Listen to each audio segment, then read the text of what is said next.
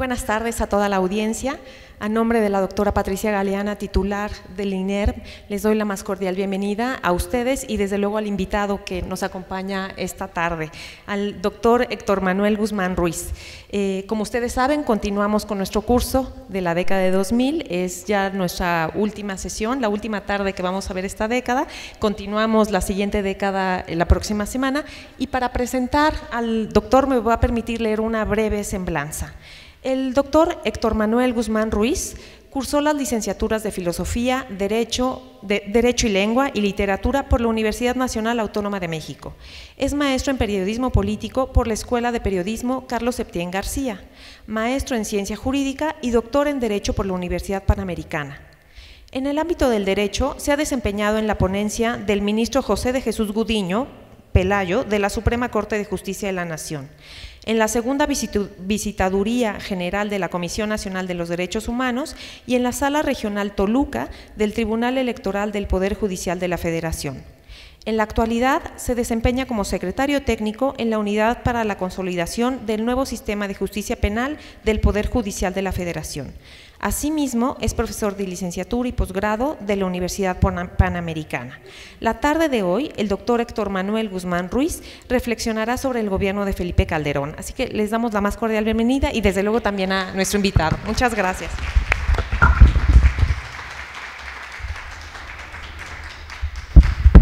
Muy buenas tardes a todos ustedes. Agradezco la oportunidad de estar aquí con ustedes para hablar de un tema que es especialmente interesante, controversial, ¿no? Y sobre todo que hemos tenido la oportunidad de vivir en tiempo real, ¿verdad? No veo aquí a ningún millennial, así entonces como que creo que la mayoría va a ubicar así como, claro, sí, yo me acuerdo de eso. Entonces,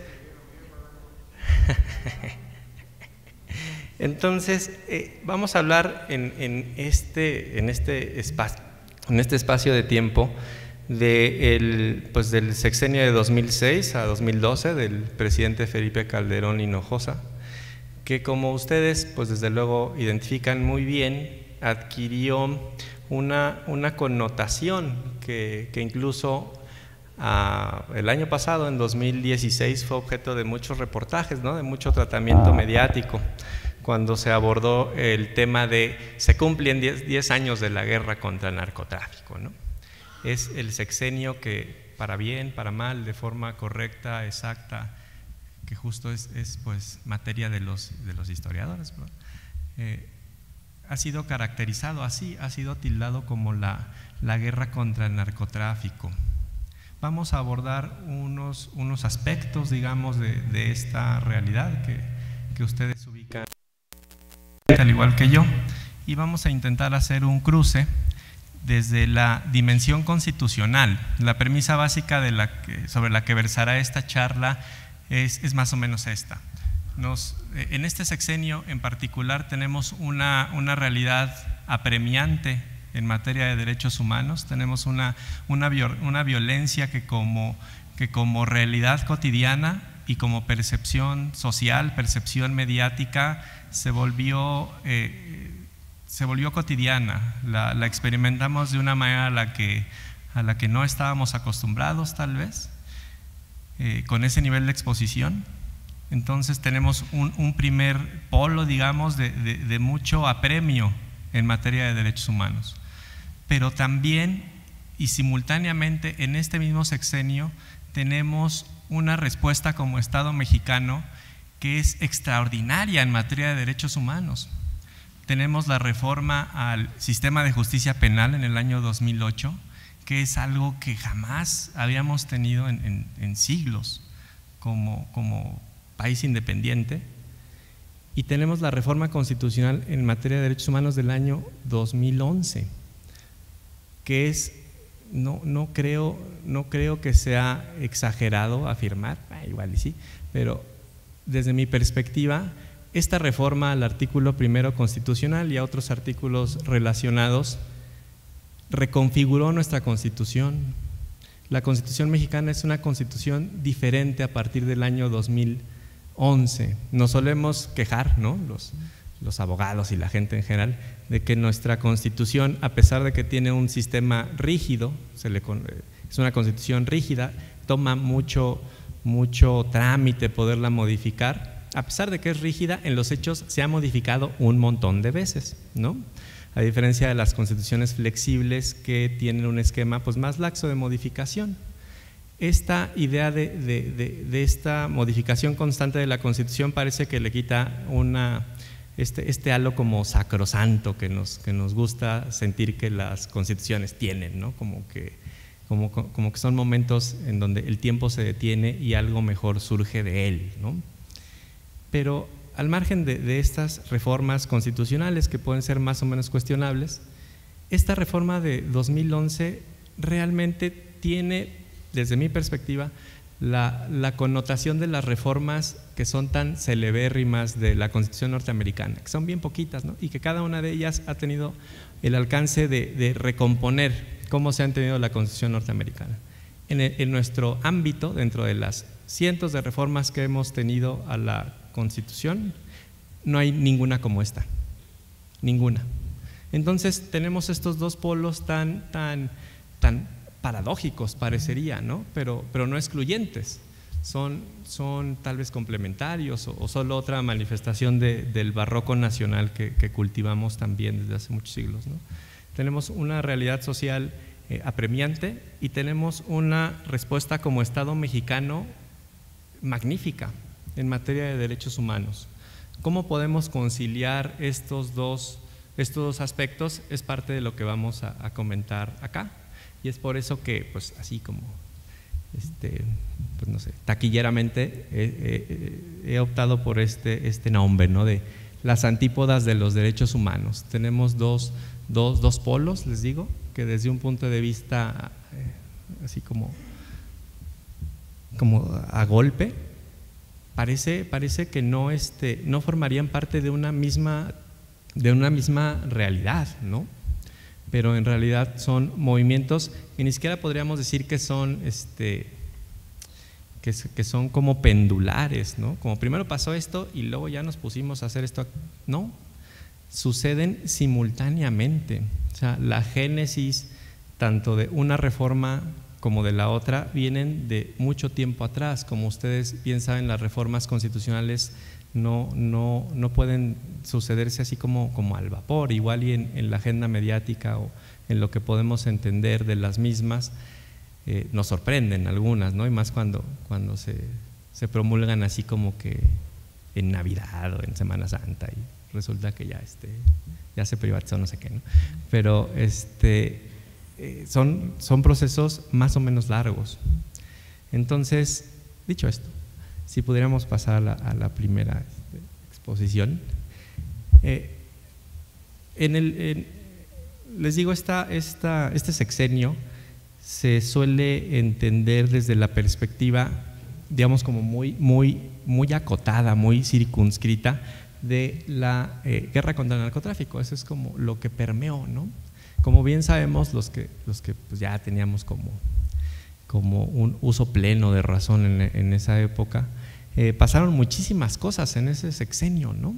Pasó el virus de la influenza, pasaron mil cosas, y parece que lo que de una u otra forma fue permeando en el discurso público, por lo menos, es esta idea de la guerra contra el narcotráfico, ¿no?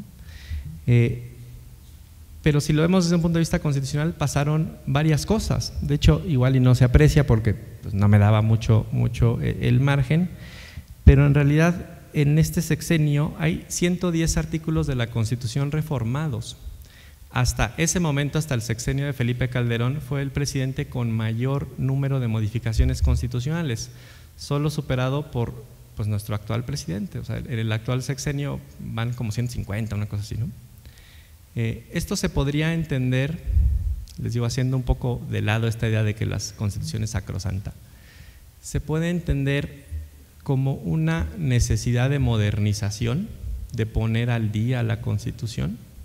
Si ustedes, igual les digo, no se ve, pero Con el presidente Obregón las reformas, los artículos modificados son 8, con el presidente Calle son 18, el presidente Portes Gil tiene 2 reformas nada más, y así se mantiene de una forma más o menos estable, hasta el presidente Echeverría, que tiene 40 reformas, el presidente López Portillo 34, el presidente de la Madrid 66, el presidente Salinas 55, el presidente Zedillo 77 y el presidente Fox 31, y de 31 pasamos a 110, ¿no? que es como especialmente llamativo, ¿no?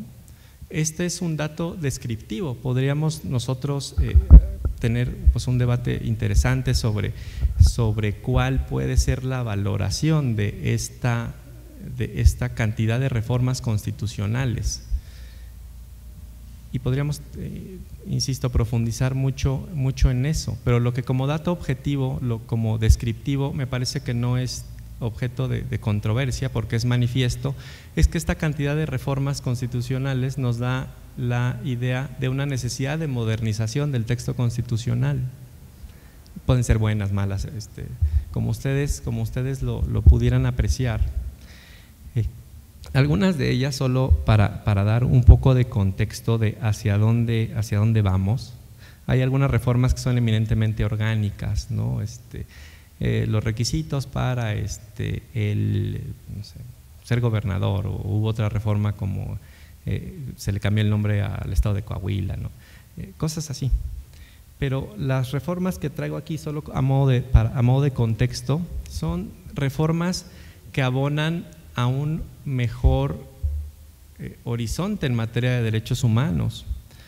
La primera de ellas es la reforma en materia de transparencia, que perfecciona, o sea, que nos da realmente operatividad en materia de transparencia, en materia de rendición de cuentas públicas. Se establecen principios básicos en el sentido de que toda la información generada por las autoridades es pública, se establece la reserva de los datos personales, se establece expresamente que no se necesita acreditar algún tipo de interés para que la solicitud de transparencia pueda tramitarse, que es como todo un tema. Nosotros, como tradición jurídica, como abogados, siempre hemos tenido un tema con el interés jurídico. La acreditación del interés jurídico siempre ha sido algo que ha marcado una línea muy clara entre la procedencia y la improcedencia de los medios de defensa. Entonces, que se establezca a nivel constitucional que no es necesario acreditar ningún tipo de interés, que yo puedo hacerme pasar, no sé, como un avatar así de Mickey Mouse 622 y que la respuesta vaya dirigida al señor Mickey Mouse, etcétera, es como jocoso, ¿no? Pero nos da una dimensión de que esto no es algo menor. Fui agarrando como una por año, ¿no? Entonces, en este 2007 tenemos esta primera reforma.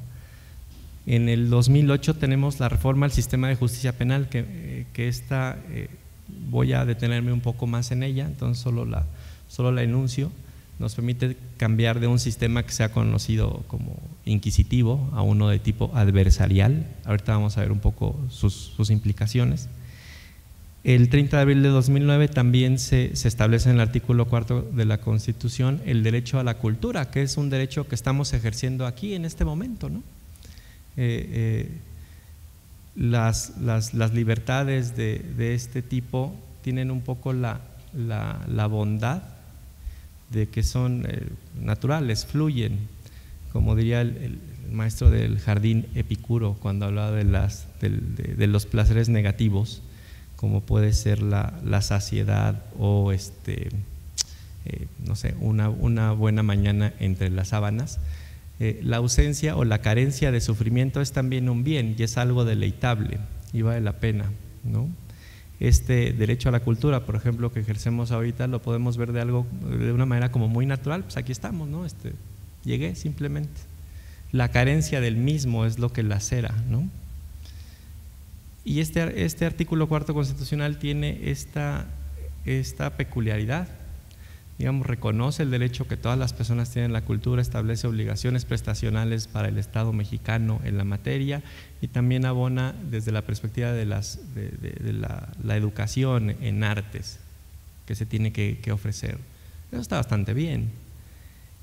En el año de 2010 tenemos una reforma interesante, que es una reforma en materia de acciones colectivas. Como les decía, siempre hemos tenido un problema con el interés jurídico.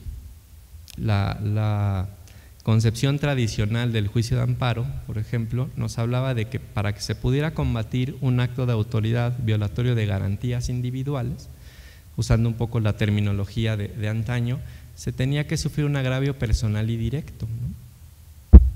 Entonces ahí hay 3 elementos de procedencia: agravio, personal y directo. Esto funciona muy bien con cierto tipo de libertades que se suelen conocer como derechos de libertad o libertades de primera generación, como puede ser el libre tránsito, como puede ser la libertad de asociación, el no ser sujeto a prisiones injustas. Eso está bastante bien. Como sabemos, existen otros derechos que son más de índole social o colectiva, derechos que se refieren a bienes de los que todos somos un poco titulares, pero que no son en sí de nadie, como el aire, ¿no? O como situaciones de hecho que se presentan cuando, pues, no sé, pierdo un avión y lo pierdo con otras 100 personas. Estas situaciones aluden a situaciones, a bienes que no son propiamente titularidad de una sola persona. Y eso durante muchos años no tenía solución en el ámbito jurídico. Litigar, por ejemplo, un tema de un cobro injusto mínimo de un proveedor de servicios en términos de costo-beneficio, es desproporcionado, ¿no? Si yo tengo que litigar, no sé, un cobro indebido de un paquete para el mundial, como creo que sucedió hace 4 años con cierta televisora, no me salen los números, me sale muy caro contratar a un abogado. Pero bueno, si somos 5,000 los que estamos en esa situación, la unión hace la fuerza, ¿no? Entonces, como ven, esta reforma constitucional también es bastante positiva. Llegamos a 2011, que es donde se encuentra la quinta esencia de los derechos humanos, con la reforma del artículo 1 y otros artículos. Esta ahorita nada más la comento, porque nos vamos a detener un poquito más en ella. Y la última de estas reformas es en 2012 y se refiere a la obligatoriedad de la educación media superior. El Estado tiene esta obligación prestacional de garantizar la oferta educativa a nivel medio superior, y los mexicanos tenemos la obligación de hacer que nuestros hijos concurran a esa educación, ¿no? Se modificó también el artículo 31 de la Constitución para fijar este correlativo. Entonces, como ven, esta es la perspectiva, digamos, del conjunto de reformas. Digo, son muchas, son 101, las que me parece a mí que son especialmente significativas, no solo porque nos orillamos al ámbito de los derechos humanos en esta plática, sino porque en sí me parece que son muy destacadas, son estas. Entonces, hay, les digo, como un contexto favorable de adecuación, de modernización constitucional, no solo en la cantidad, que les digo desde un punto de vista descriptivo nos dice es necesario modernizar la Constitución, sino también desde un punto de vista ya aquí sí valorativo en materia de derechos humanos. Difícilmente podríamos, creo yo, decir que la constitucionalización de la transparencia fue un error, ¿no? O difícilmente podríamos decir que el derecho a la cultura fue un error, que eso no tendría que estar ahí. Podemos ver, como espero que lo veamos un poquito más adelante, si ese tipo de conclusiones las podemos formular respecto al sistema de justicia penal, ¿no? O en materia de derechos humanos. Pero bueno, como a manera de contexto, he querido mostrarles esta perspectiva panorámica, ¿no? Por favor. Y aquí nos enfrentamos ya entrando un poco a la materia, a una metonimia que, como ustedes pues saben bien, es una forma de hablar y también es un recurso de estilo literario que implica sustituir una cosa por la otra, ¿no? El todo por una parte, al autor por la obra. Esta metonimia suele tener a veces la peculiaridad o el efecto de que se presta un poco como al huevo y la gallina, ¿no? ¿Qué fue primero? Tenemos esta situación, y entiendo que ha habido otras conferencias, no sé si ya se abordó en específico todo este contexto desde un punto de vista más histórico, sociológico que hemos vivido, Si no, yo me voy a aventar unos minutos también, de todas formas. En esta guerra contra el narcotráfico que surge al inicio del sexenio, ¿qué implicó? Se tradujo en una intervención más activa de las Fuerzas Armadas Nacionales en el combate a la delincuencia organizada, ¿no? Esto es como un dato descriptivo, ¿no? No genera mayor controversia. En el ámbito de la jurisprudencia, de si esta intervención es constitucional o no hay tanta disrupción, no es tan controvertido. La Suprema Corte, desde la acción de inconstitucionalidad 1/96, estableció que el artículo 129 de la Constitución posibilita la participación de las Fuerzas Armadas en apoyo de las tareas de seguridad interior, digamos. Este tema nunca ha sido, digamos, creo yo, el punto más destacado de la cuestión o del debate. Cuando se presenta la intervención de las Fuerzas Armadas, empieza a surgir el cuestionamiento de si eso es efectivo o si eso es provechoso, si se traduce en una mengua de la violencia o si en realidad es detonadora de la violencia, si las problemáticas que nosotros hemos vivido con la delincuencia organizada en realidad fueron como azuzadas, fueron potenciadas o no. El tema, desde mi perspectiva, es que para este momento en particular de la historia de la delincuencia en México, ya nos encontramos en un contexto de relaciones mafiosas. No solo se trata de la dimensión de la delincuencia organizada, que podemos tener distintas aproximaciones para establecer cuándo una delincuencia está organizada, ¿no? En términos, por ejemplo, del agravante en materia penal, que castiga especialmente la concurrencia de 2 o más personas, eso lo llama pandilla. Básicamente alude a la concurrencia para cometer un ilícito sin permanencia, digamos, ¿no? Como que no necesito yo acreditar que ustedes tenían una unidad como corporativa, organizada para delinquir, simplemente estaban ahí. Entonces son más de 3, ahí está el agravante, se acabó, ¿no? El tema en este momento en específico, y esto creo que también es descriptivo, dada la calidad del auditorio y lo que todos conocimos a través de los medios de comunicación. El problema con la delincuencia organizada va mucho más allá de eso. Estamos hablando de relaciones mafiosas. ¿Cuáles son? ¿Qué puede caracterizar estas organizaciones más de tipo mafioso? Involucra el control de un territorio, involucra en esencia la sustitución de la capacidad operativa del Estado. Beberianamente, como ustedes bien saben, se entiende al Estado como este monopolio de la violencia legítima. En términos hobbesianos, el estado de naturaleza se entiende como este derecho que cada quien tiene para conservar la propia vida, ¿no? Diría Hobbes que en el estado de naturaleza las principales virtudes no son morales, sino que es la fuerza y el fraude y la fuerza, dice Hobbes, ¿no? Entonces se necesita un leviatán, alguien que garantice que los acuerdos de voluntades se cumplan, que esto que yo necesito para sobrevivir, yo puedo renunciar a este ejercicio de mis capacidades de autoconservación, pero necesito que los demás lo hagan también, porque si no, pues me sale mal la jugada. Yo solo puedo renunciar a esta violencia si los demás también lo hacen, porque si no, pues es un mal negocio para mí. Esta idea del monopolio de la violencia física es consustancial al Estado.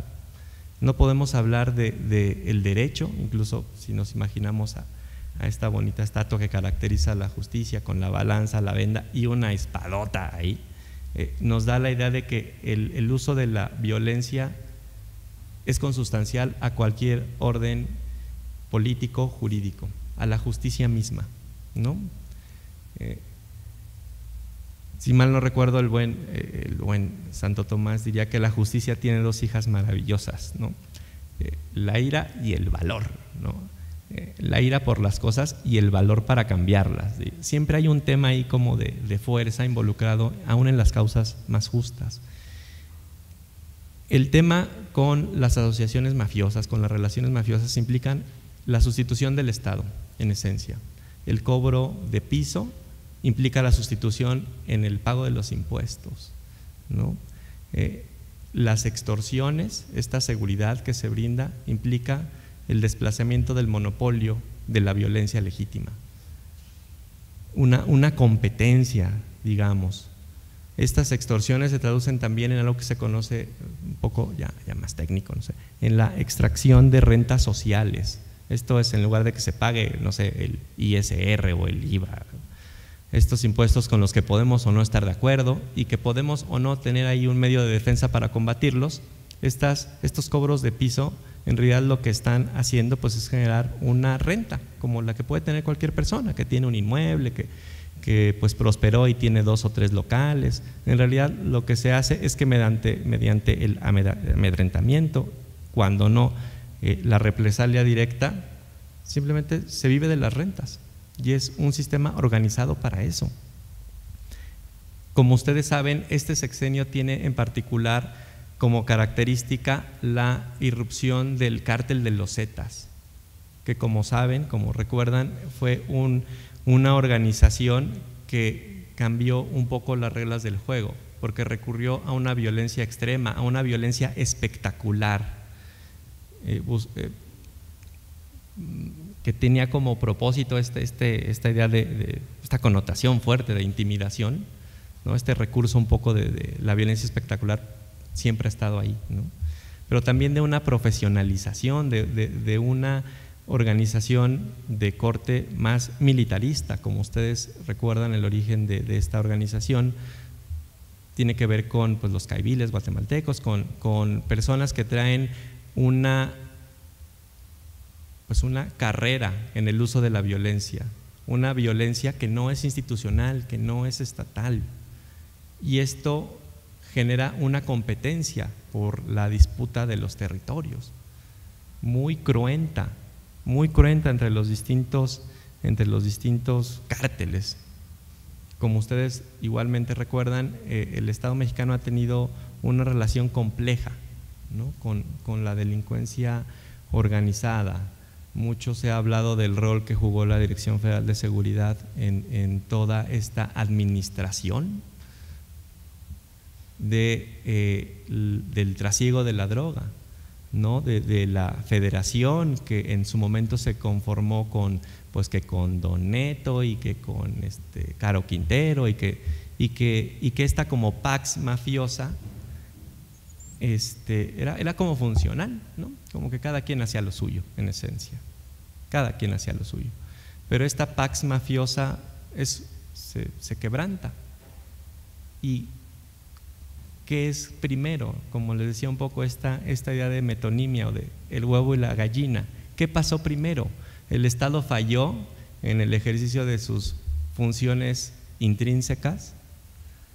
¿O es la delincuencia organizada la que le plantea este esquema de atención a un problema social acuciante? Porque podríamos decir, bueno, es que las personas fallecidas, las personas que mueren en estos enfrentamientos están ahí, no podemos decir que antes no estaban y ahora están ahí. ¿Y qué de las relaciones de sometimiento que en los territorios controlados por la delincuencia organizada desde entonces ya se vivían? Cuando un poco más adelante surgen las autodefensas en Michoacán, las historias que se conocen, que se empiezan a decir en voz alta, son terroríficas, no hay otra forma de describir cómo es que estas personas de la familia y luego los templarios llegan a un restaurante y le dicen a un aguacatero de la tierra fría y de Taretan, me voy a llevar a tu esposa y arréglame a tu hija porque vengo por ella mañana. Ese tipo de cosas. Entonces, ¿qué necesitábamos? ¿Qué pasó primero? Me parece que esta caracterización de la guerra contra el narcotráfico nos da una idea muy asequible a golpe de vista de lo que nos ha sucedido, pero también en esta fraseología tan seductora perdemos un poco de complejidad en el entendimiento del problema. Eso ya estaba ahí. La respuesta institucional, pueden decir ustedes, es más o menos acertada. La cantidad de violencia que se desata es responsabilidad directa del Estado. El Estado, en su función o en su intento, no sé cómo lo quieran ver ustedes, de ejercicio de la violencia legítima, tenía entonces que no haber ejercido la violencia legítima para que las cosas, digamos, que las lleváramos bien. Es el Estado el que incumple desde hace 60 años, o sea, pónganle la cantidad de años que quieran, no combatiendo eficazmente al crimen organizado antes de que adquiera esta connotación de relación mafiosa. ¿Qué sucede primero? Insisto, ¿es el huevo, es la gallina, es lo mismo? Es una situación muy compleja. Desde el punto de vista de los derechos humanos se ha caracterizado siempre que el Estado tiene unos deberes negativos. Esto es, el Estado debe de abstenerse de hacer ciertas cosas. El Estado debe de abstenerse de detener arbitrariamente a las personas, de diluir las asambleas, de torturar, de privar de la vida, de muchas cosas.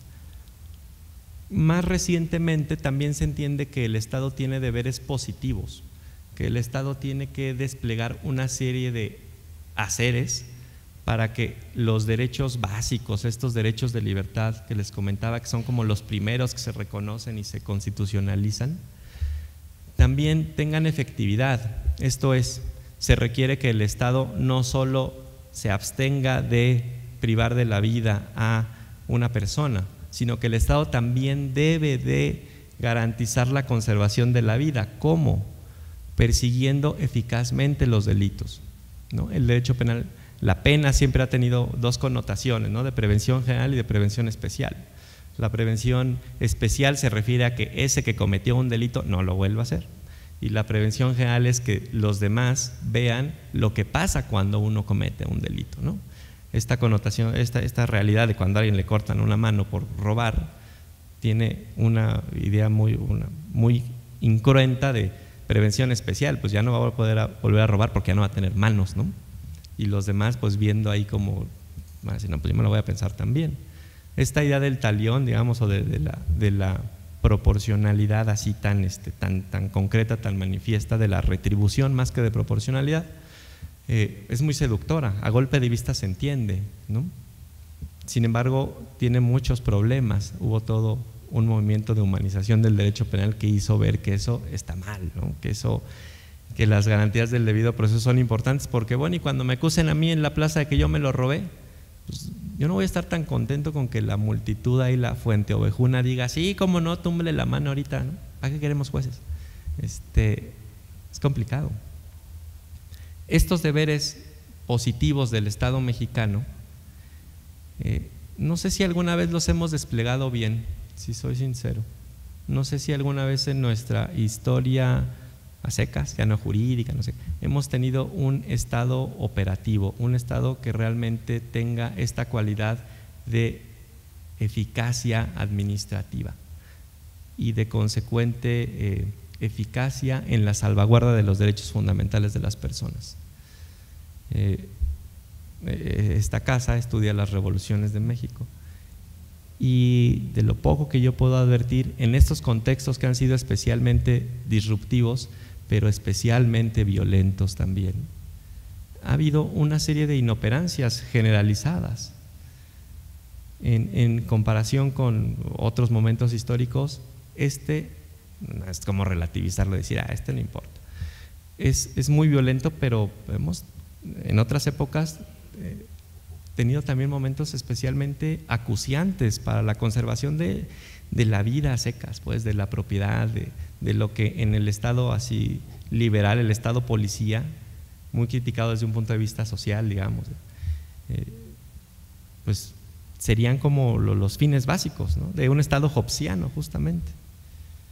Eso no sé si alguna vez lo hemos tenido como de una manera generalizada y de una manera de una manera que no sea a partir de este tipo como de acuerdos. No lo sé, no, es solo una inquietud. Lo que sí sucede en este momento en específico es que se empieza a hacer evidente que es tirante la relación que existe entre la razón de Estado, entre el ejercicio de las atribuciones básicas inherentes a cualquier Estado en cualquier lugar y lo que puede ser como la razón del ciudadano. Esto es la incertidumbre que existe sobre la conservación de los aspectos más vitales de las personas. Cuando nos ponemos en la perspectiva de estados como Tamaulipas o de estados como Guerrero, de estados como Michoacán, en donde es un estado, no es un estado de ánimo, ¿no?, que nosotros podemos tener de repente con ciertas situaciones muy sobrecogedoras, pero que bueno, luego ahí seguimos, ¿no?, sino que es ya un estado de cosas, ¿no? Ejemplo, no sé si fue en Tamaulipas, ¿no? Igual muchos de ustedes lo recordarán, lo que pasó me parece que este señor se llamaba Alejo Garza Tamés, que fue este señor que era víctima de extorsiones por los Zetas, que era tirador, era cazador, que tenía un rancho, y llegaron, como han llegado a tantos otros lugares, a decirle: tienes tantos días, danos tu rancho, vete. Y el señor le dio las gracias a las personas que le ayudaban, y caray, desde una cosa inquietante, perturbadora, fascinante, que generó como mucho revuelo, como de qué hombre tan valiente, ¿no? Pues él solito repelió y privó de la vida a no sé cuántos, y otros salieron heridos y le tuvieron que echar granadas. Pero ese es el contexto del país que teníamos en ese momento. El señor Alejo Garza, su historia es conocida, y cuántas otras no se conocieron. Por eso les hablo como de esta dimensión de metonimia, hasta qué punto el tema de que haya una acción enfática del Estado es la generadora de la violencia, es la causa o es el efecto, y eso genera nuevas causas y nuevos efectos. Parece un juego como de espejos esto, pero es una realidad muy compleja, que se vincula con un aspecto que es incluso tal vez más complejo y más de fondo, que nos lleva a la siguiente ilustración, que es igual otra metonimia, otra sustitución de causas y efectos, del todo y las partes, que pues se me ocurrió llamarle impunidad y punición. Nuestro sistema de justicia penal fue transformado hasta los cimientos en el año 2008. Tuvo una vacatio legis, esto es un periodo como de ajuste para que entrara en vigor la ley de 8 años, fue un periodo muy largo.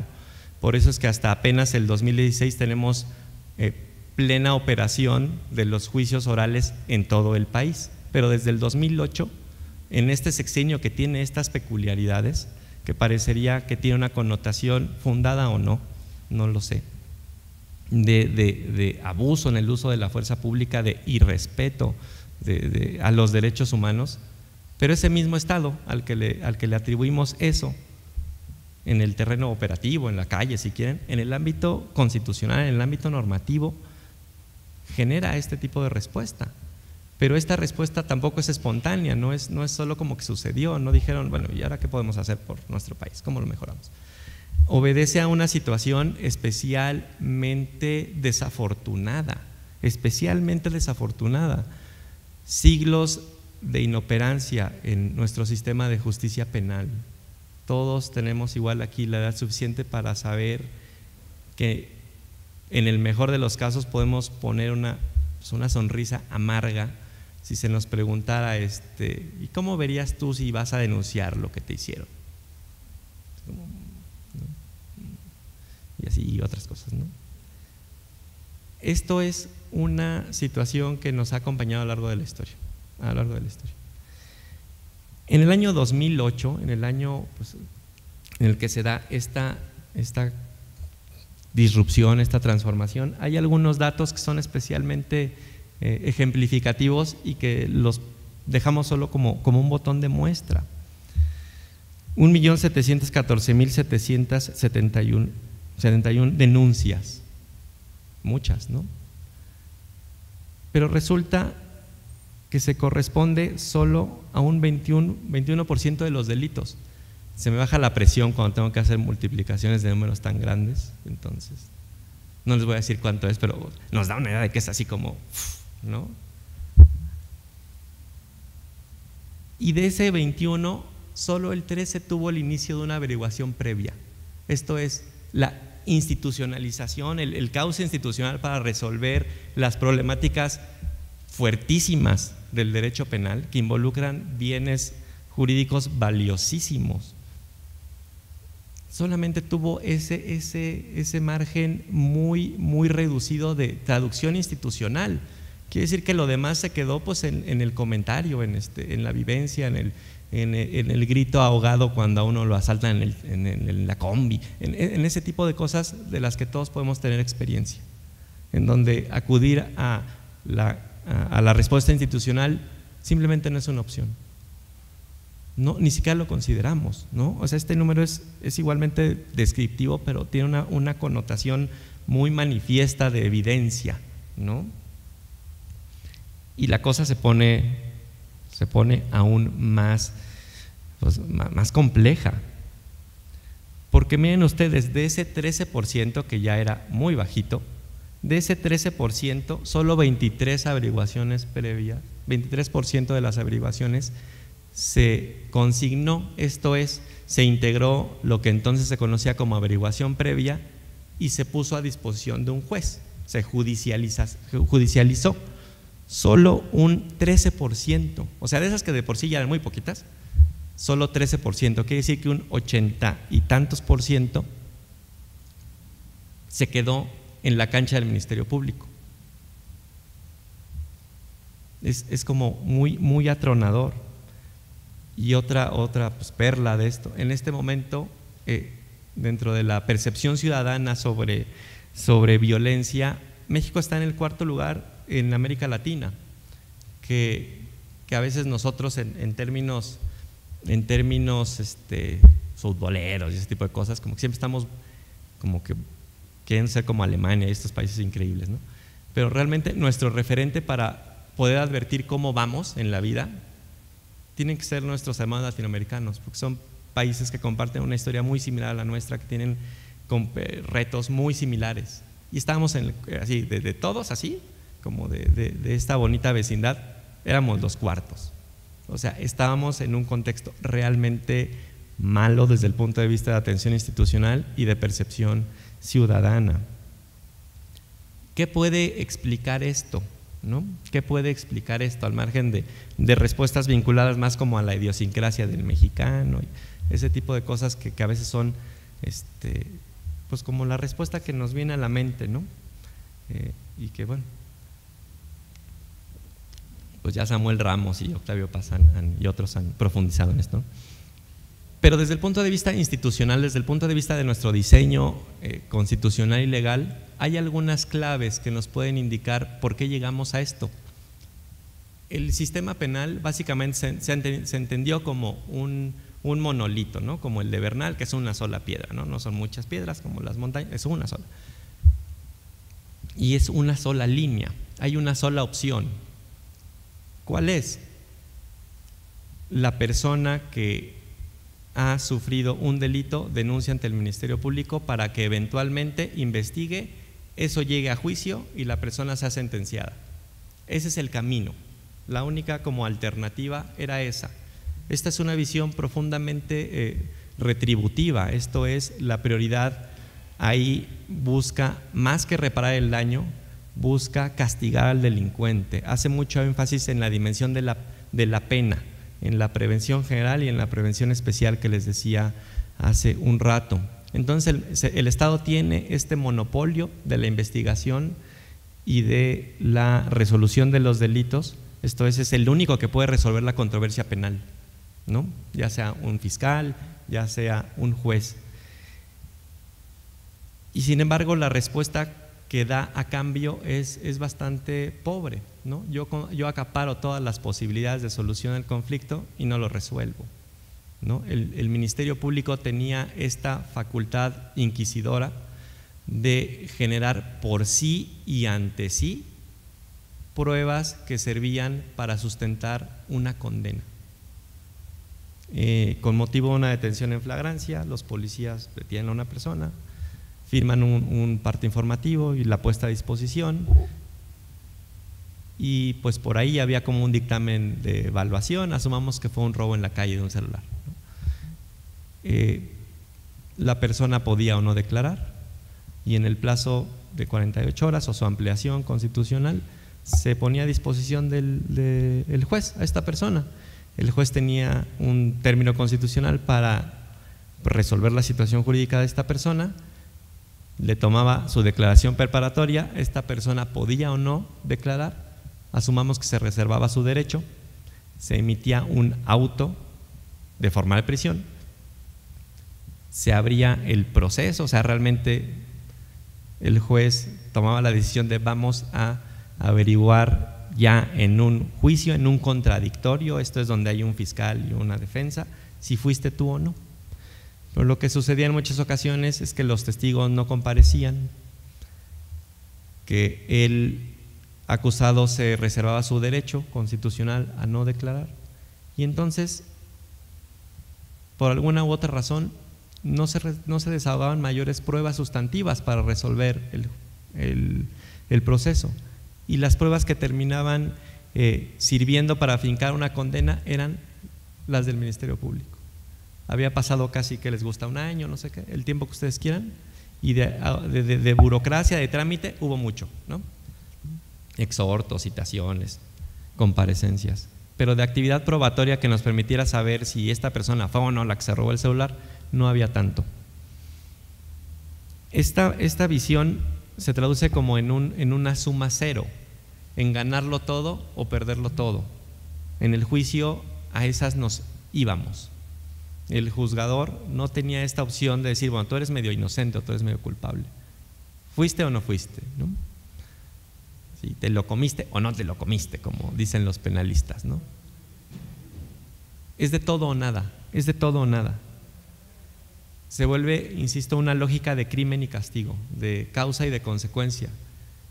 Tan es así que la víctima, la persona que es la que resiente directamente la afectación, en el proceso penal solamente existía como fuente de prueba. Esto es, se recababa su testimonio, se le sometía a exámenes periciales para advertir alguna afectación médica, psicológica, y ya. No tenía posibilidad de oponerse a las determinaciones del Ministerio Público, no podía coadyuvar. Eso pasó hasta muy recientemente, entrados los 90, a través de criterios jurisprudenciales se le reconoció a la víctima la posibilidad de impugnar en amparo las determinaciones del Ministerio Público que le imposibilitaban la reparación del daño. O sea, en los hechos la víctima no era un sujeto procesal, no existía como parte en un proceso que le afectaba de una forma intimísima como a nadie más.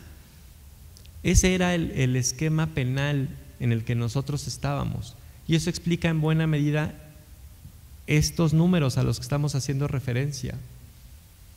¿Qué garantías tengo yo de que mi situación se resuelva favorablemente? No tengo garantías de que se va a investigar. Asumamos que se investiga, esto se va a juicio, quién sabe cuántas veces va a tardar, que tengo que ir que al penal que está bien lejos y luego regreso, que no sé qué, y se obtiene una sentencia, y la sentencia me da como, vamos a asumir que es condenatoria, ¿no? Me da como la satisfacción personal de que le echaron 20 años, ¿no? Y luego pues sigo con mi vida, ¿no? Con los traumas que me dejó el delito, pues ahí como usted vea, ¿no? La posibilidad se solía estimar que la reparación del daño era un aspecto más vinculado a la dimensión civil, que eso se tenía que como ver aparte. Entonces, pues si quieres que te reparen el daño, pues litígale. Es bastante complejo, bastante amargo esto, ¿no? Ese es el estado de cosas. Entonces, cuando hablamos de este contexto de guerra contra el narcotráfico, de decisiones tomadas en este sentido, el trasfondo es mucho más complejo. Insisto, la pax mafiosa, las relaciones mafiosas no solo sucedieron, no de repente se organizaron súper bien un día las organizaciones criminales. Siguiente, por favor. Muchas gracias. Esto nos trae a esta reforma en materia penal de 2008, que cambió, insisto, hasta sus cimientos cómo encaramos los problemas penales. Porque esta idea de un solo camino del proceso penal, de entrada, ha sido superada. Ahora tenemos algo que se conoce como el bloque de alternatividad. Esto es, lo que busca el sistema penal ahora es resolver la problemática penal. Si lo piensan, el énfasis del anterior esquema está orientado a buscar la verdad, a esclarecer los hechos. Y una vez que yo ya sé si fuiste tú o no, desprendo una consecuencia de absolución o de pena. Establezco que existe el crimen y luego viene el castigo. El nuevo sistema de justicia busca la resolución del problema penal. ¿Cómo? Reparando el daño a la víctima. El énfasis de todo el sistema, todo lo que guía el nuevo sistema de justicia es la dimensión restaurativa. El anterior era más retributivo, esto es castigo con castigo, ¿no? Mal con mal, un mal racional. Pero la dimensión en este esquema es la reparación del daño. Busquemos el camino que más fácilmente solucione la problemática penal. Entonces, eso puede suceder en cualquier momento, puede suceder en la instancia del Ministerio Público, puede ser durante el proceso penal, puede haber un acuerdo reparatorio, que es una de estas modalidades de solución, que implica que las partes, incluso al margen del Ministerio Público, se ponen de acuerdo. Me hiciste esto, te robaste a mi cabra, regrésame mi cabra, ahí está tu cabra, se acabó el problema. ¿Sí? Y el juez solamente verifica que no haya violaciones procesales y hasta ahí llegó. Puede haber también un criterio de oportunidad. ¿Qué significa esto? Que el Ministerio Público tiene la facultad de decidir si, partiendo de una política criminal del Estado, este hecho en particular amerita que se destinen los recursos institucionales, que son escasos aquí y en cualquier parte del mundo, para atender esto, o me enfoco en lo que considero que son delitos que lastiman más a la sociedad. Entonces pueden decir, bueno, con una institución como la del fiscal, que tanto nos funciona o no, puede ser un tema de debate, ¿no? Pero la alternativa está ahí. Existe también la acción penal privada para ciertos delitos. Esto es, cada quien puede ser su fiscal, ¿no? Yo voy a investigar mi delito, en ciertos supuestos muy específicos. Existe también algo que se conoce como procedimiento abreviado. ¿Qué significa esto? Que la persona que es sujeto de investigación reconoce los hechos, esto es, acepta los hechos como tal, no pelea si algo pasó o no pasó, que como ven ustedes, esa era la médula del proceso penal anterior. Vamos a aventarnos todo este juicio para saber si de lo que se te acusa sucedió o no. Y luego pues ya aplicamos la determinación que corresponda. Pero en este caso en específico, el procedimiento abreviado plantea: acepta los hechos y vemos cómo te va con la pena. Esto es, tienes un beneficio ahí. Te declaras culpable, te va una pena menor. Tenemos otra alternativa, que es la suspensión condicional del proceso. Esto es, bajo ciertos supuestos, no se te aplica la penalidad si sigues un programa que permita mejorar tu vida en particular, que estudies, que hagas trabajo comunitario, que no te acerques a la víctima, que repares el daño, y vemos de aquí a 2 años cómo la llevas. Si la llevas bien, se extingue la acción penal. Hasta ahí llegamos contigo. Si lo vuelves a hacer, pues entonces ya no, ¿verdad? Hay una serie de supuestos, insisto, muy específicos. Y tenemos la vía del juicio. En el sistema tanto anterior como actual, todo el mundo tiene derecho a un juicio. Si yo me siento muy seguro de que soy inocente, me sé inocente, y me voy a juicio. El juicio es una vía que es costosa, que toma mucho tiempo aquí y en todas partes. Conocer la verdad de los hechos cuesta dinero, cuesta tiempo, cuesta muchas cosas. Todos tenemos derecho a eso. El sistema de justicia penal, como lo conocemos, tiene el presupuesto operativo de que el 90 y tantos por ciento, el 95% de los casos penales se resuelvan a través de un mecanismo alternativo. ¿Por qué? Porque el juicio ahora es oral. Antes era escrito, ahora es oral. Esto es el insumo principal ahora de la respuesta institucional al delito, es el tiempo en las audiencias. El tiempo, o sea, desahogar un juicio toma muchas horas. Antes era un expediente, como sea, si uno lo lee rápido y dice, no, pues inocente, culpable, vámonos, hago un proyecto y el juez lo aprueba, ¿no? Toma mucho tiempo un juicio. Si todos los asuntos penales se fueran a juicio, estaríamos peor que con el anterior sistema, ¿no? Peor todavía, porque se enfila uno después de otro. En una mesa de procesos escritos, uno puede tener 10 asuntos simultáneamente y pues ahí los va viendo, los va trabajando, ¿no? Hay simultaneidad, digamos. En la instancia del juicio es solo uno, ¿no? Entonces sale incluso peor. Pero ¿cuál es el tema aquí? El tema para que esto pueda funcionar de esta manera es que hay alicientes institucionales para que opere la alternatividad bajo una premisa. Tienes derecho al juicio, pero si te vas al juicio, yo como Estado me voy a ir con todo contra ti. Voy a irme con las penas más altas, voy a concentrar a mis fiscales, voy a concentrar a mis peritos para lograr que se te condene. Tuviste todas estas oportunidades, perfecto, tienes derecho a un juicio. Estamos en el juicio. Yo, que antes tenía que distribuir a mis fiscales y a mis investigadores y a mis peritos entre todas y cada una de las causas, de las averiguaciones previas que yo estaba obligado a tramitar, ahora como unas u otras se van quedando por aquí o por allá, pues mis recursos institucionales me permiten enfocarme de manera más eficiente en el juicio. Entonces es un tema de costo-beneficio, ¿no? O de ponderación, de qué tantas garantías tienes, qué tan seguro te sientes, qué tan buenas pruebas traes para que en el juicio puedas vencer al fiscal, porque el fiscal se va a ir con todo contra ti. Ese es como un poco el tema. Ustedes pueden decir qué tan justo es un sistema en donde la pregunta por la verdad, por qué fue lo que realmente pasó, no es el eje de la acción institucional, sino que el eje es resolver el problema penal. ¿Cómo? Como se pueda.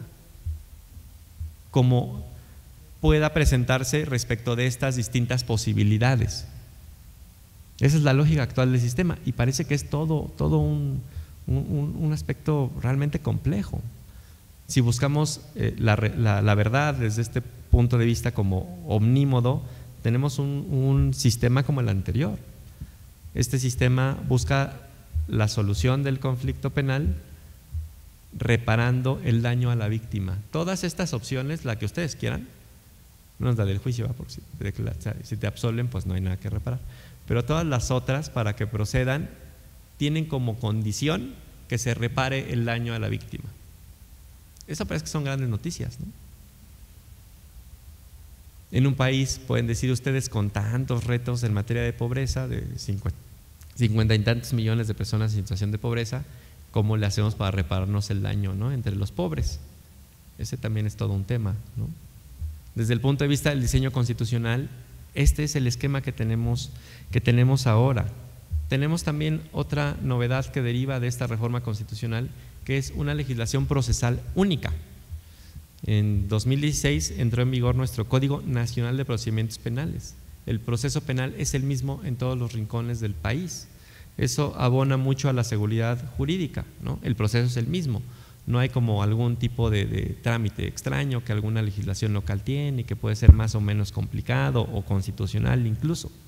Parece que se abona a la seguridad jurídica, pero pueden ustedes contraponer con mucha intuición y pues no sé si con corrección, que qué tanto eso es conforme a un sistema federal, ¿no? Hasta qué punto se vale que desde el centro del país, el Congreso, aunque bueno, el constituyente permanente es la expresión de las soberanías estatales y la nación, pero bueno, que haya un solo código. ¿Por qué el Estado tal no puede tener como su código como él lo quiere, en ejercicio de la soberanía del federalismo? ¿Por qué no se va a poder? Pueden decir ustedes, pues es que en realidad no es soberanía, es autonomía. Es todo un debate. Sin embargo, parece que abona a la seguridad jurídica en un contexto tan complejo como el nuestro. Y tal vez la principal peculiaridad del sistema está en la transparencia. Es un sistema pensado para inhibir al máximo posible la simulación. El sistema escrito por cómo lo hicimos nosotros, porque la escritura me parece que es algo bastante bonito, se prestan muchas simulaciones, ¿como cuáles? Este ejemplo lo uso, que creo que es muy claro. Una persona indígena que no domina el español en una cantidad abrumadora, ¿no?, es capaz de responder cómo se llama cuando se le pregunta en español, ¿no? ¿Cuántos años tiene? Ese tipo de preguntas las puede contestar. No puede decir tal vez más, pero eso sí. Cuando en la instancia ministerial e incluso en la judicial se le preguntaban los datos generales a las personas indígenas, eran capaces de responder esas preguntas. ¿Y eso en qué se traducía? En que el Ministerio Público, por sí y ante sí, incluso también en sede judicial, determinaba que no necesitaba de un intérprete o un traductor. ¿Y eso en qué derivaba? Si pasaba más o menos como lo que les acabo de decir, que se reservaba su derecho, que no se sacaban pruebas, etcétera, que esta persona eventualmente era sentenciada sin saber de qué se le acusó, sin entender la sentencia. Un sistema escrito con muchas otras cosas, la escritura en sí no es el problema, permite este tipo de cosas. Eso en el nuevo sistema de justicia penal es prácticamente imposible que suceda. ¿Por qué? Tiene un principio que es el de inmediación, que establece que el juez necesariamente tiene que estar ahí para decidir. Y ustedes dirán, pues ¿qué no ha sido así siempre? Pues la verdad es que no, porque en muchas situaciones, en muchos lugares, el juez bastaba con que estuviera en el precinto, ¿no?, en el lugar, sí estaba, ¿no? ¿Y quién terminaba haciendo las diligencias? ¿Quién era el que estaba viendo el tema así como que tomando la declaración? Y el oficial, el secretario, el mecanógrafo. Y el juez firmaba la resolución y se solía considerar, bueno, asume la responsabilidad, la está firmando, ¿no? Pero eso ahora es prácticamente imposible que suceda. Es nulidad absoluta si el juez no preside la audiencia. Y eso permite, transparenta la actuación. La toma de la decisión se tiene que tomar en el momento. No es como que, bueno, nos vemos en 3 días, ¿no? En ese momento se tiene que decidir. Y eso se hace en un recinto abierto. Cualquiera puede entrar, cualquiera puede ver, se videograba. Esto parece que de entrada ya es vivir en un mejor mundo, ¿no? Se rige por el principio de oralidad y de contradicción. Esto es, las pruebas se generan en el momento, en el juicio. Lo que antes sucedía de que el Ministerio Público generaba las pruebas que permitían condenar, ahora ya no es así. Se distingue entre, ya son igual términos más técnicos, entre un dato de prueba, un medio de prueba y una prueba. ¿Qué es un dato de prueba? Es una referencia nada más a que esta persona probablemente está vinculada en un hecho que la ley señala como delito, ya ni siquiera un delito, ¿no? Entonces, el Ministerio Público tiene una etapa de investigación inicial o escrita y hay otra de investigación complementaria, no vamos a entrar en eso. Pero el Ministerio Público llega con el juez y dice, este señor se le acusa de que hizo esto. ¿Y qué datos hay?, le dirá el fiscal. Y el fiscal de viva voz le dice, el juez no valora ninguna prueba, no se generan pruebas, él no revisa las constancias, simplemente valora la razonabilidad de lo que está refiriendo el fiscal. Y a partir de otro principio, del contradictorio, del principio de contradicción, del debate entre la defensa y el fiscal, el juez se forma una convicción al respecto y toma una decisión para vincular o no a proceso. Lo que antes era el auto de formal prisión, ahora se refiere más a un auto de vinculación, pero no son lo mismo. El auto de formal prisión en los hechos era una sentencia adelantada. Se desahogaban pruebas en un plazo ahí muy breve y en muchas ocasiones la sentencia de fondo retomaba muchísimo del auto de formal prisión. Aquí el auto de vinculación se refiere únicamente a que la investigación avance. Se le fija un plazo al fiscal para que continúe recabando elementos de investigación y luego ya se toma una decisión. Y otro aspecto que sucede en este momento en particular se refiere a que el juez decide si aplica o no una medida cautelar, y esta es otra de las bondades del sistema. Busca que la prisión preventiva sea realmente excepcional, solo si no queda de otra.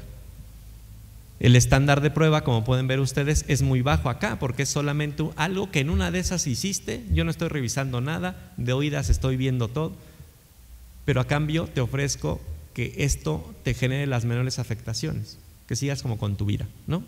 Y que pues te tienes que dar tus vueltas por acá y demás. Pero únicamente estamos hablando de que se te vincula. Entonces la prisión preventiva es algo realmente excepcional. Esto va a dar problemas en el debate y en la realidad, como vamos a ver un poquito más adelante, con un fenómeno que se ha denominado la puerta giratoria, ¿no? Nosotros los agarramos y los jueces los sueltan, ¿no? Vamos a profundizar un poquito más en eso en un momento más.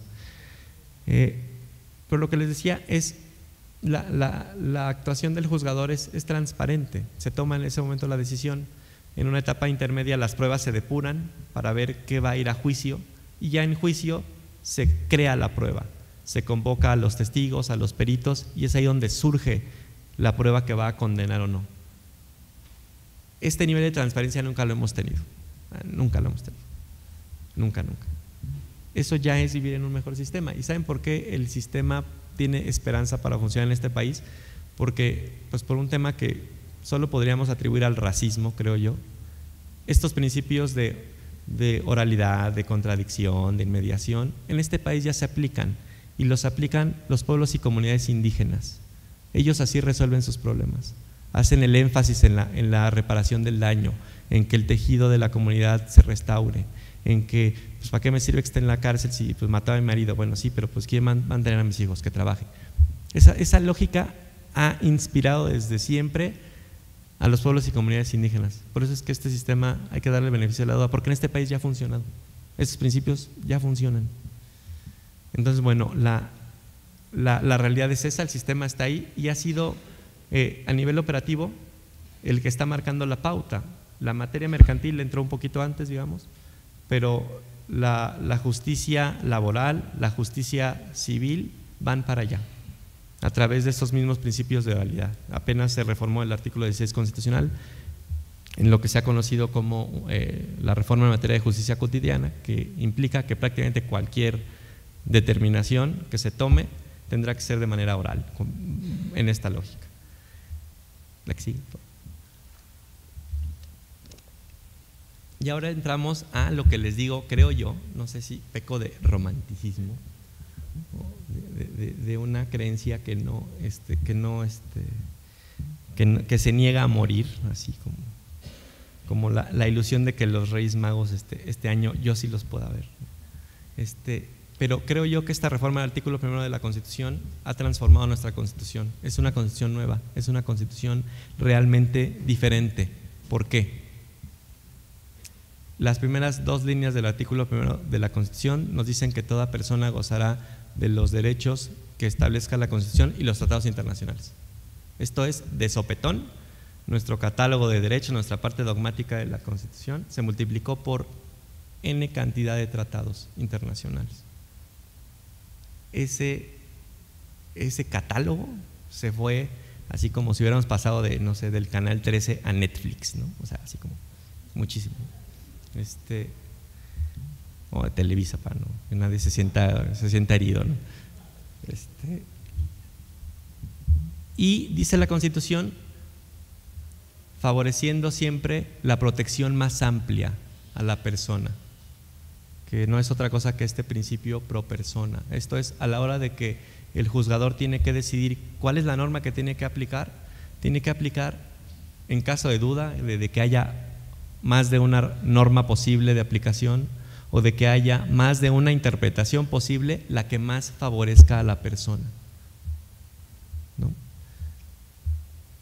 Eso pues no lo teníamos antes. El artículo 133 de la Constitución, ese pues no se ha cambiado, es de los poquitos que desde el día 1 no ha tenido modificación. ¿Qué es lo que dice? Básicamente que la Constitución, las leyes del Congreso y los tratados internacionales sean la norma suprema del Estado mexicano, ¿no?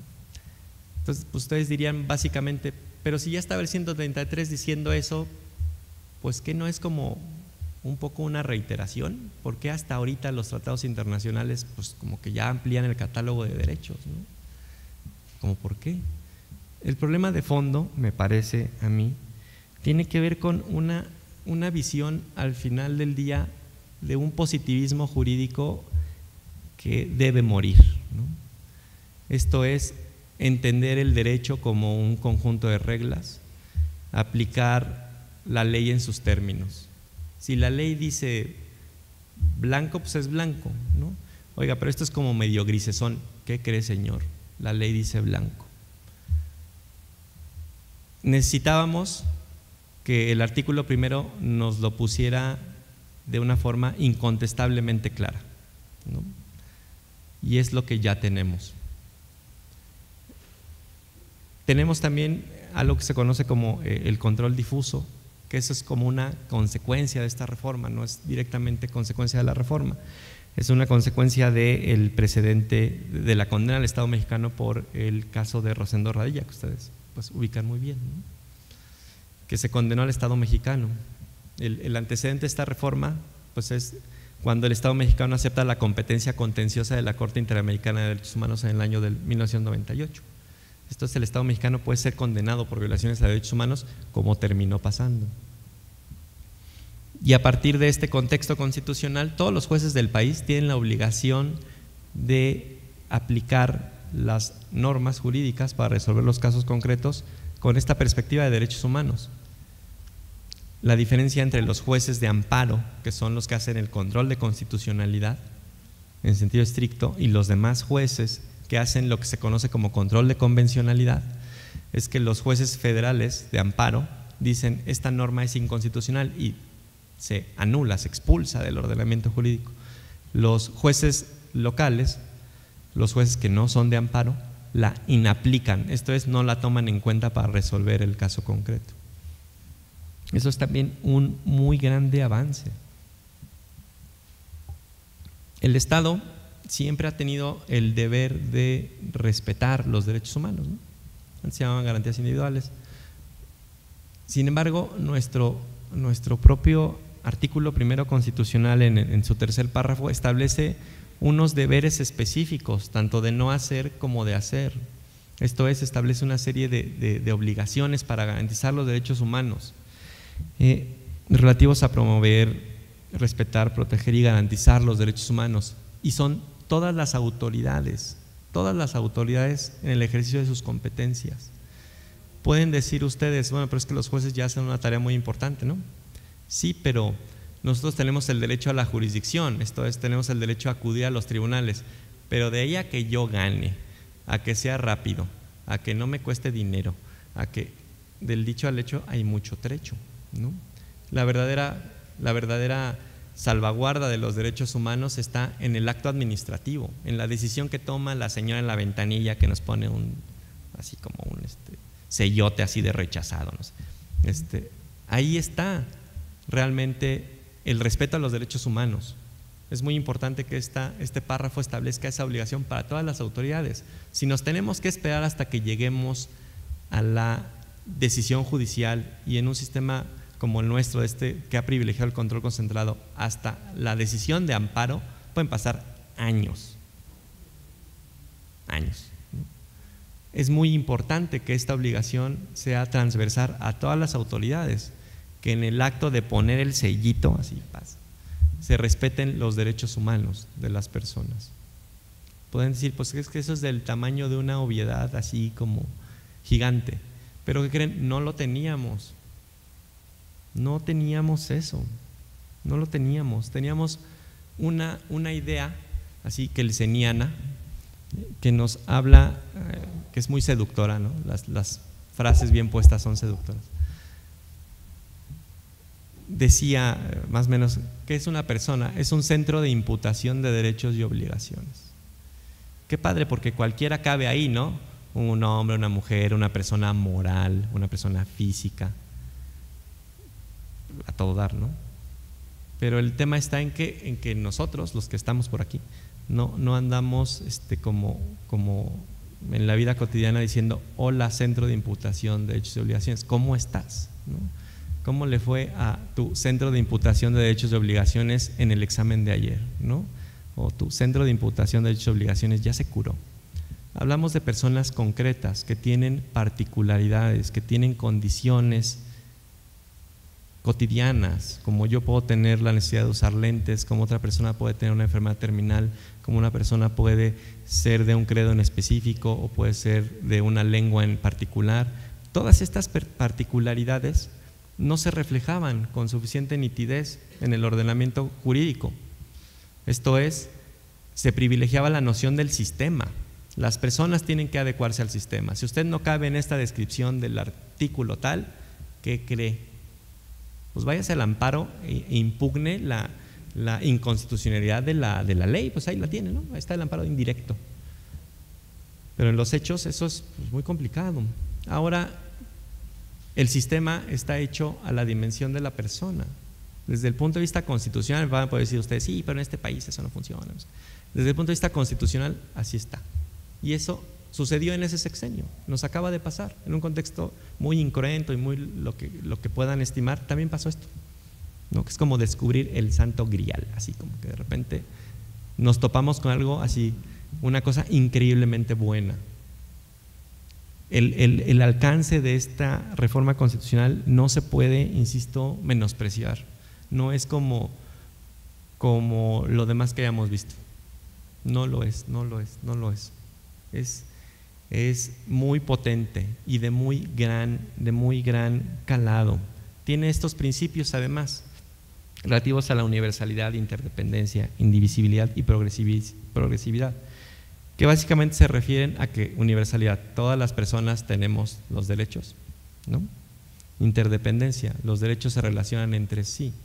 Yo no puedo tener el derecho a la salud en abstracto, se vincula con el derecho a la vida, se vincula con la dignidad, se vincula con la propiedad, ¿no? No se pueden separar, y sobre todo este principio es en el que más se ha hecho énfasis, son progresivos. Esto es, no se vale echarse para atrás así como así.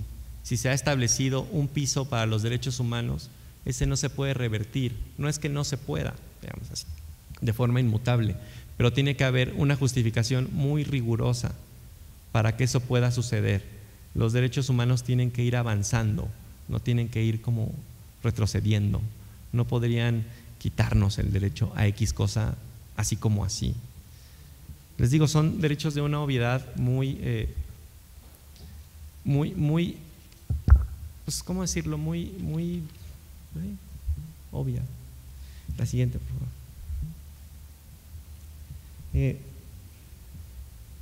Las resonancias de esta reforma, ya he adelantado un poco, ¿no? Esta idea de lo que pasa con el señor Rosendo Radilla. Como saben, pues tuvo la infame suerte de componer un corrido que no gustó, ¿no? Que fue desaparecido y que ya nunca lo volvimos a encontrar. Hubo una condena al Estado mexicano en ese sentido, que tuvo un profundo impacto, porque la Suprema Corte se tuvo que cuestionar por primera vez: ¿y cómo le hacemos para cumplir con una sentencia? Nunca nos han condenado, ¿qué tenemos que hacer? Eso se tradujo en un cambio profundísimo en la visión jurisprudencial. ¿Cómo funciona la jurisprudencia? Se fija por los tribunales de amparo, la Suprema Corte, los tribunales colegiados de circuito, y se vuelve obligatoria para todos los jueces del país, todos los jueces. Esto genera como un efecto en cascada, si lo quieren ver así, o de abanico, no sé, que eventualmente en todos los casos concretos, pues la forma para orientar la decisión es esta.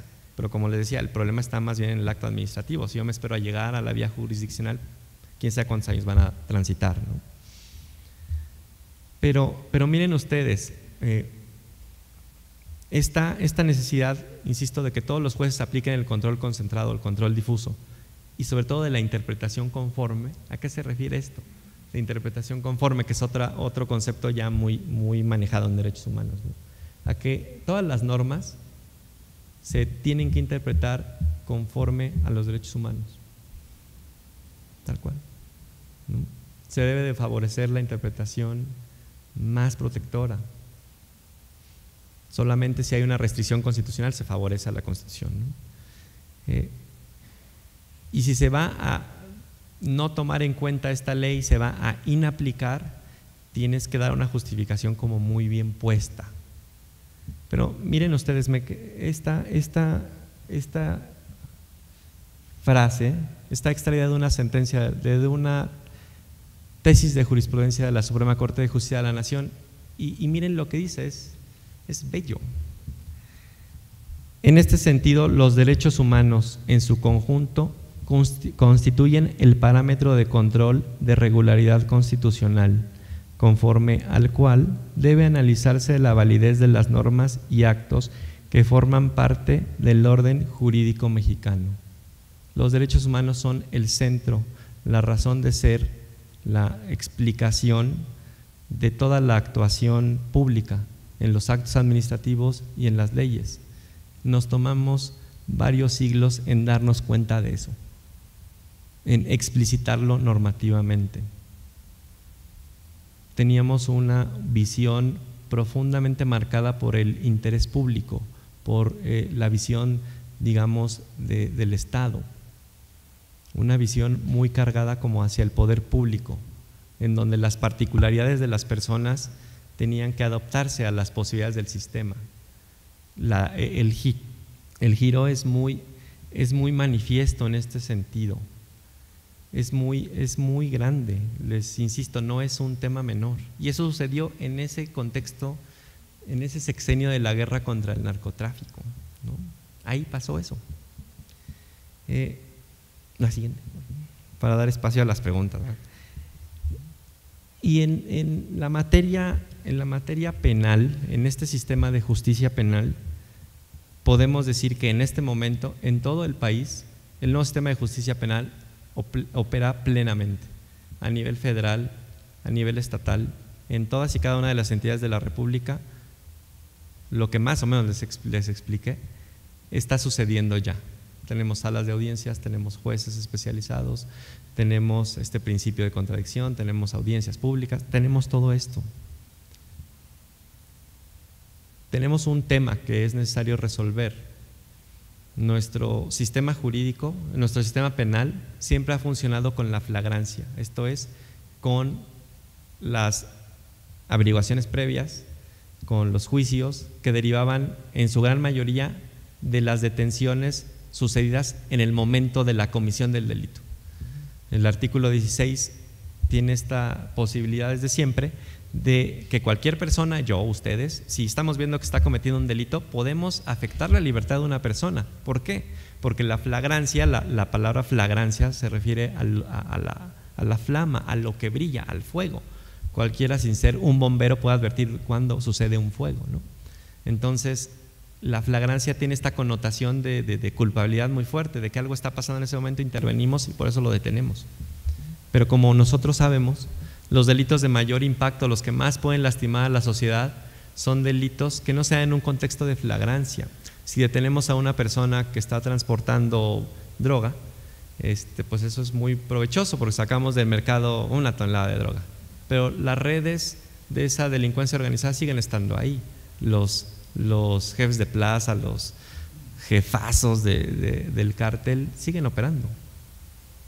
No podemos trabajar en un contexto de flagrancia para resolver las problemáticas penales porque se vuelve un poco como la historia interminable, ¿no?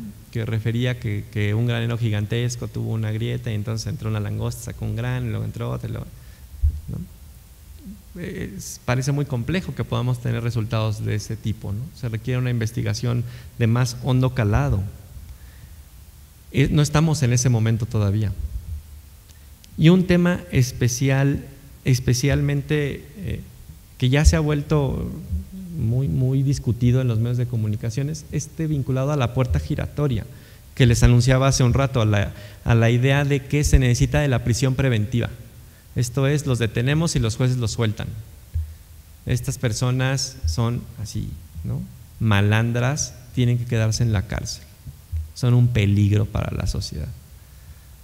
Eso es una visión muy en la lógica retributiva, en la lógica de la maximización de esta necesidad de seguridad social, ¿no? de conservación social.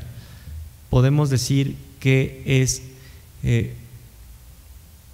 seductor a golpe de vista y que incluso puede haber decisiones jurisdiccionales malas, aberrantes, y quién de cómo es que dejó ya la calle ese. Puede ser que sí, pero piensen ustedes en los costos institucionales que implica que una persona esté privada de la libertad, lo que involucra en recursos públicos, que son las escuelas del crimen, ¿no? Imaginen ustedes en un contexto de pobreza con el que estamos nosotros, que una familia que gana, no sé, 6,000 pesos trabajando entre todos, no sé, si ustedes sustraen al cabeza de familia, es una auténtica catástrofe para esa familia, una catástrofe. Le quitan un ingreso a esa familia, se empobrece esa familia. Si era pobre, ahora es más pobre. Y que cuando lo va a visitar, el costo del traslado, perder el día, las personas que están privadas de la libertad en nuestro contexto nacional son personas en su plenitud de capacidades productivas. Luego de estar trabajando están en un piso de concreto, sin hablar de los retos que tenemos en la mejora de nuestras instalaciones carcelarias, sobre todo a nivel estatal, que son peligrosas, que tienen muchos problemas. Entonces, cuando nos quedamos con esta idea de la puerta giratoria, de que necesitamos que se queden adentro porque no sé qué y porque no sé qué, insisto, muy seductora la referencia, ¿no? Cualquiera puede entender la puerta giratoria, pero esta otra parte de la complejidad del problema no la estamos advirtiendo.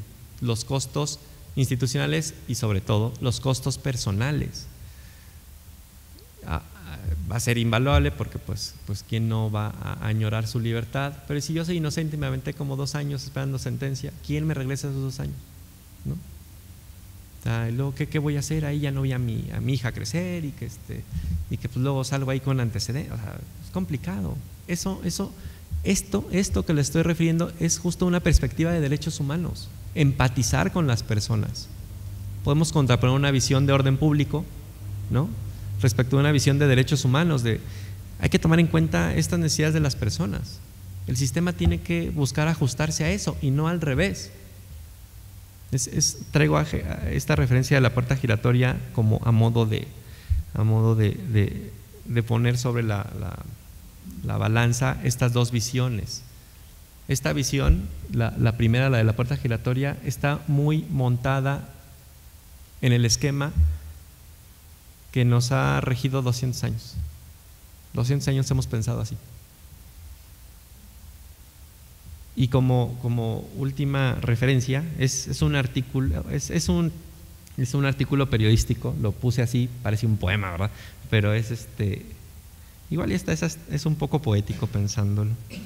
Pero bueno, es el inicio de un reportaje que fue publicado con motivo del primer año de plena operación del nuevo sistema de justicia penal, publicado por el Diario de Coahuila, y el título del reportaje es muy indicativo. Dice: sin aplicarse casi, el sistema de justicia se dirige al fracaso. 1 año de operación contra 200 años de operación. Y la nota dice: sin aplicarse casi, el sistema de justicia se dirige al fracaso. 1 año contra 200 años. Y el inicio es todavía no ha sido puesto en operación de manera completa el nuevo sistema de justicia penal, y los gobernadores de todo el país ya quieren reformarlo porque le achacan el aumento de la inseguridad en México. Podemos estar o no de acuerdo, podemos referir lo que muy probablemente tiene de verdad la afirmación en nuestros problemas de seguridad. Me parece que el tema ya de la valoración no nos da la mesa, pero desde el punto de vista descriptivo sí es indicativo de un estado de cosas, de una perspectiva que maximiza las necesidades del poder público respecto de la visión de derechos humanos. Al final del día, ¿qué necesitamos? Que las personas estén en la cárcel, que se aplique todo el peso de la ley, que cobre vigencia esta frase que si se lo preguntan a ustedes, si lo ven a detalle, quién sabe qué significa, ¿no? Aplicar mano dura contra la delincuencia. No sé, ¿podemos aplicar una mano blanda acaso?